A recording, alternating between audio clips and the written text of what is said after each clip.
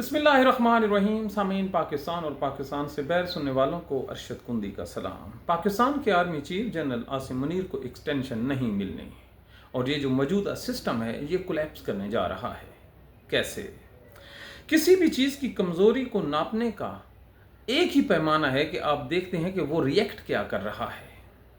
हालिया दिनों में जनरल आसिम मुनीर और शहबाज शरीफ पर अमेरिका में मौजूदगी में होने वाला वो मुआहदा गज़ा का, जिसको इस्लामी दुनिया और मुस्लिम उम्मा दोनों ने रिजेक्ट किया है, ये उसके बेसिक जो है दस्तखत करने वालों में से हैं। ये सोच रहे थे कि ये पाकिस्तान में आएंगे तो इन पर फूलों के हार निछावर किए जाएंगे, और जैसा कि आज लाहौर के माल रोड पर ट्रंप, जनरल आसिम मुनीर और शहबाज शरीफ, नवाज शरीफ, मरियम की तस्वीरें अवेज़ा हैं। तो मतलब ये जो अपनी जो बिल्डिंग है, अपनी जो करैक्टर बिल्डिंग है, उसको उभारने की नाकाम कोशिश कर रहे हैं। अब आप देखिए, इस चीज़ से नज़र उठाने के लिए कि गज़ा पर तनकीद जो जनरल साहब पर हो रही है उसको रिड्यूस किया जाए, एक फ्रेंडली जो लड़ाई है इन बिटवीन पीपल्स पार्टी और नून लीग के दरमियान करवा दी गई है। हालांकि ये दोनों जो हैं ये इस्टेब्लिशमेंट के घोड़े हैं, मोरे हैं, मोरे नहीं कह सकते, ये खच्चर हैं इस्टेब्लिशमेंट के, जिनको जहां वो चलाते हैं ये चल पड़ते हैं। वगरना all of sudden Maryam Nawaz उठती है और इसको पंजाबीज़म याद आ जाता है। हालांकि इनका पंजाबीज़म से क्या ताल्लुक़ लेना देना। पंजाब सरजमीन है किसी और कदावर शख्सियात की, यहाँ पर कुछ नॉर्म्स हैं, मैनर्स हैं। चलो, ये कहती है कि मेरा पानी है, मैं उसको इस्तेमाल करूंगी, और यूं ये अटैक करती है सिंध पर, और सिंध के लोग उसी तनाजुर में दोबारा वापस आ जाते हैं। इन दोनों की आप अक्ल देखें कि ये समझते हैं कि पाकिस्तान के जो 24 करोड़ लोग हैं वो बेवकूफ़ हैं, यही अक्लमंद है। बैठे जनरल आसिम मुनीर की छतरी के नीचे हैं दोनों की ये औकात नहीं है कि जनरल आसिम मुनीर की छतरी से निकलकर कोई इंडिपेंडेंट फैसला कर सकें। क्या पीपल्स पार्टी में ये जुर्रत है? वो पीपल्स पार्टी मर गई जो भुट्टो की थी, जिसको लीड करती थी बेनज़ीर भुट्टो। ये जमात इस्लामी टाइप है पीपल्स पार्टी। जैसे जमात इस्लामी को वो DHQ पिंडी ऑर्डर करता है ये बैठ जाते हैं, वो ऑर्डर करता है ये खड़े हो जाते हैं।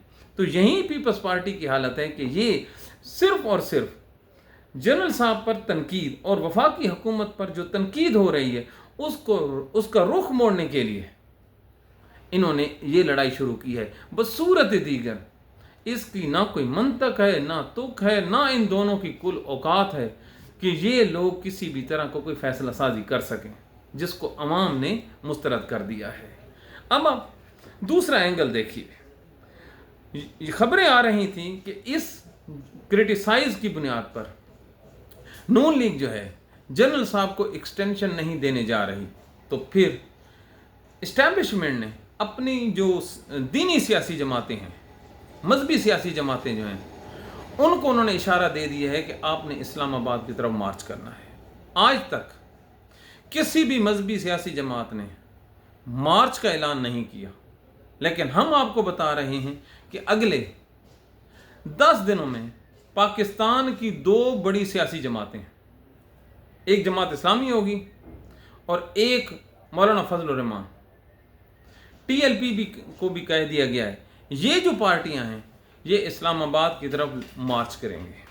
अब उस मार्च में एजेंडा क्या होगा, ये इस्लामाबाद क्यों मार्च करेंगे? हालांकि अगर ये चाहते तो ये अपने अपने शहरों में अपने अपने जो मीडिया सेल हैं उसके ज़रिए से गज़ा के मामले पर ये बोल सकते थे, लेकिन इन्होंने चुप रखी है। बल्कि जो उलमाए कराम की जो अक्सरियत है वो इसराइल की हिमायत करती नज़र आ रही हैं और जनरल आसिम मुनीर के पीछे खड़े हैं।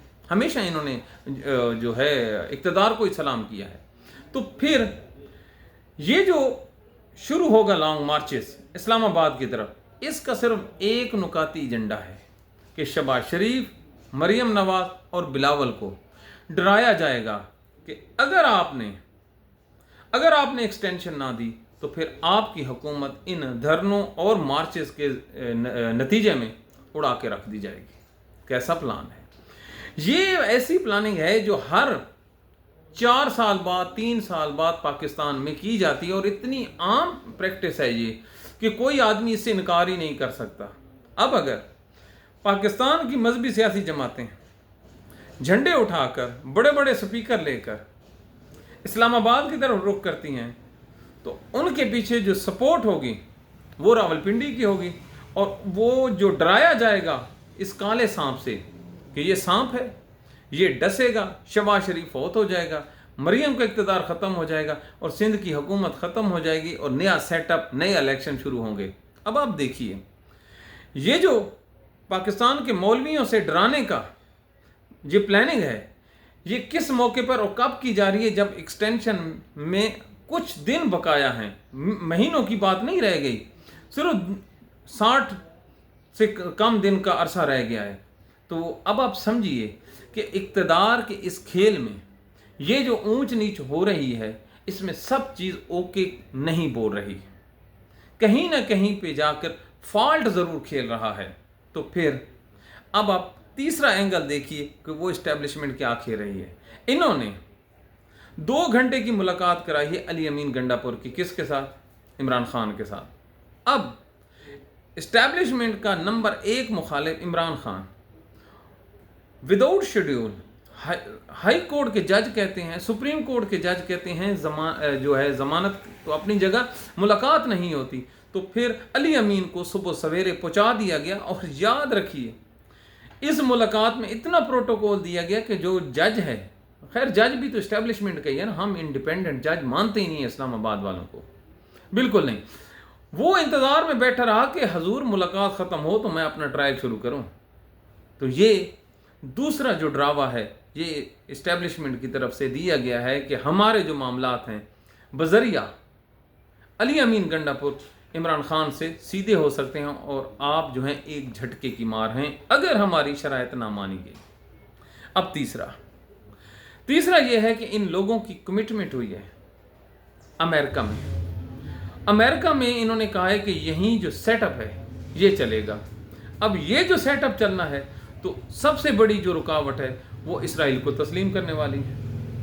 अब अगर ये जनरल आसिम मुनीर को एक्सटेंशन देते हैं, इसराइल को तस्लीम करते हैं, तो इनको ये खबर पहुंच गई है कि पाकिस्तान में गज़ब का गदर पड़ जाएगा, जिसकी हल्की सी झलक, मामूली सी झलक आप लोगों ने कश्मीर में देखी है।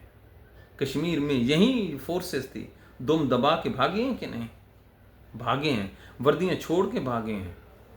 वहाँ पर इनकी पेंटें जो हैं वो लटकाई गई हैं रोडों पे और अभी तक लटक रही हैं। ये एक मामूली सा ट्रेलर था। ये इससे रावलपिंडी, इस्लामाबाद, लाहौर और कराची की आंखें खुल जानी चाहिए कि सब चीज़ आपकी मंशा के मुताबिक नहीं हो सकती, मामलात ऊपर नीचे होते रहते हैं। तो ये जो ड्रामा है रावलपिंडी की तरफ से इस्लामाबाद को कि अगर आपने हमारी शराइत ना मानी, तो बात दोबारा हम वहीं ले आते हैं कि इसराइल को तस्लीम करना। आगे जो निज़ाम चलना है वो चलना है इसराइल को तस्लीम करने के साथ, वगरना आपका जो तेल है ये बंद कर दिया जाएगा, सऊदी अरब के साथ मुआहदा जो है वो ख़त्म कर दिया जाएगा, और अमेरिका बहादुर आपको चुटकी में, वो अमेरिका बहादुर जो इमरान खान को अदम एतमाद के ज़रिए हटवा सकता है, तो ये जो शहबाज शरीफ है ये तो कोई चीज़ है ही नहीं। तो याद रखिए, अमेरिका बहादुर इतना ताकतवर है कि उसने पाकिस्तान के एक सिटिंग आर्मी चीफ और सदर को, ज़ियाउल हक को, अपने सफ़ीर समेत मरवा दिया था भावलपुर में। याद आया? किसने मरवाया? अमेरिका ने मरवाया। किसकी मदद से मरवाया वो सबको पता है। आज तक FIR दर्ज नहीं हुई, इजाज़ुल हक रोता फिरता है। तो ये जो गेम है इक़्तिदार की ये गेम बता रही है कि जनरल साहब के लिए आने वाले दिन इंतहाई मुश्किल हैं। एक तरफ आग है और दूसरी तरफ आग है। इस आग के दरमियान में उनकी जो बचत है बहसीयत पाकिस्तान में मज़ीद रोल वो ख़त्म हो चुका है। अब एक चीज़ की कुर्बानी देनी है। नून लीग और पीपल्स पार्टी का मुश्तरका प्लान ये है कि हम यकजा होकर आसिम मुनीर से जान छुड़वा लें, इसको एक्सटेंशन ना दें। अब एक दूसरे पे ये लोग एतमाद नहीं करते। इन एतमाद ना करने की वजह से ये लोग एक जो फर्जी लड़ाई है, डम्मी लड़ाई है, उसमें ये लोग एक दूसरे के साथ भटक रहे हैं। तो पाकिस्तान के ये जो हालात हैं, عمران خان کو ختم کرتے کرتے یہ لوگ اپنی جو پولیٹکس ہے اس کو ختم کر بیٹھے ہیں. تو اب ان کے اقتدار کو جو سورج ہے وہ ڈھلتے ڈھلتے اب ڈوبنے کے قریب آ گیا ہے. تو یہ اب ہاتھ پاؤں مارنے کی کوشش کر رہی ہیں، وگرنہ ان جھوٹے ڈرامہ بازوں کی کیا ضرورت تھی. تو پاکستان میں حقیقی تبدیلی کی طرف ایک بہت ہی سنہری موقع ہے، اگر اس سنہری موقع کو صرف ایک جماعت استعمال کر لے، اور وہ ہے پاکستان تحریک انصاف.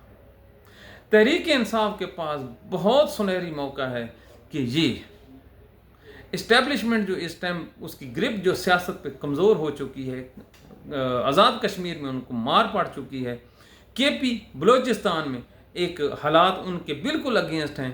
اب اگر پاکستان تحریک انصاف صرف اندرونی لڑائی کو ختم کر کے جو عملی ہے سیاست اس کی طرف لوٹ آئے اور ایک یکجا ہو کر ایک ہڑتال کی کال دے دیں، جیسا کہ عمران خان کہہ رہا ہے.